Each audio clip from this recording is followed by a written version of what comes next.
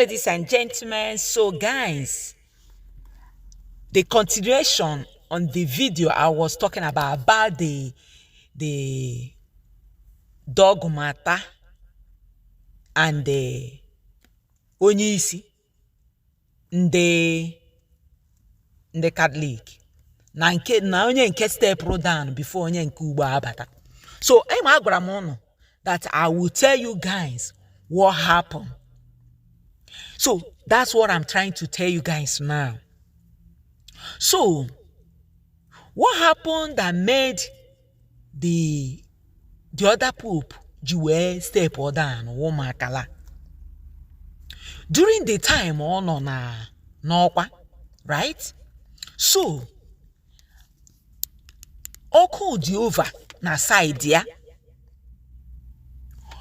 and persuade this man based on him na abia wete ego the huge ewete ego the huge ghotara bebe nyi ya asia ya nye nkita Holy Communion oju because o nwere encounter with Christ direct ọ na-atụ chukwu egwu ojiro chukwu egwu ị na-aghọta.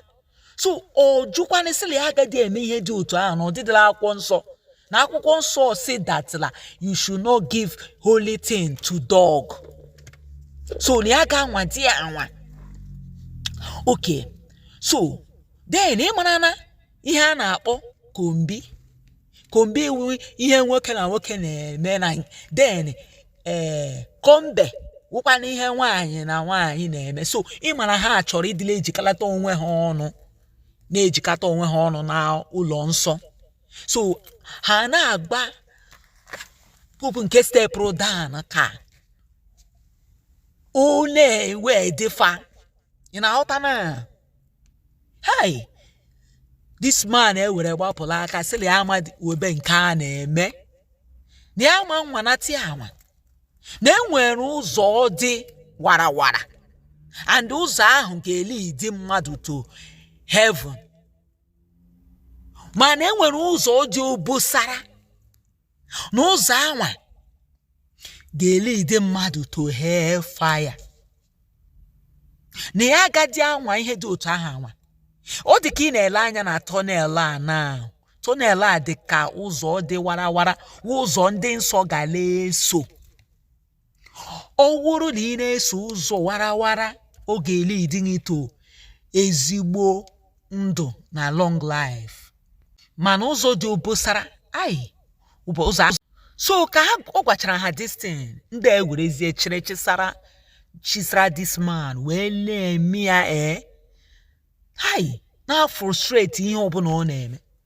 So onwe this church ọsị ka ya step down ihe mere ihe a.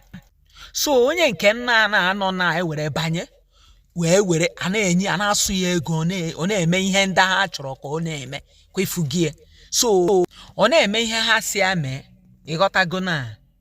So ị ga-ama na ụwa anyị pụtara ihe asị na love of money is the beginning of evil. So what shall it profit a man you gain the whole world and you lose your soul in hell? So o wee take a decision o take we step order. So ya mere ihe a niile. So onye nke lada still at their throne ana-eme. So ihe mere between pope nke step down na pope nke nọkịta anụwa. So unu ga-aghọtazi ya unu digest ize unu eti ya la comment section ịghọtago na. So abezele Ebuka obi la Fada Mbakazi ozi nke ahụ ka unu ga-echezi na my next video ka nkọwazie about Ebuka obi and Fada Mbaka. Like this video, share and comment, follow us for more. So friends, what do you think about the video? Tell me at the comment. Iwere aka ogologo ị na-atụsara m video a na-atụsa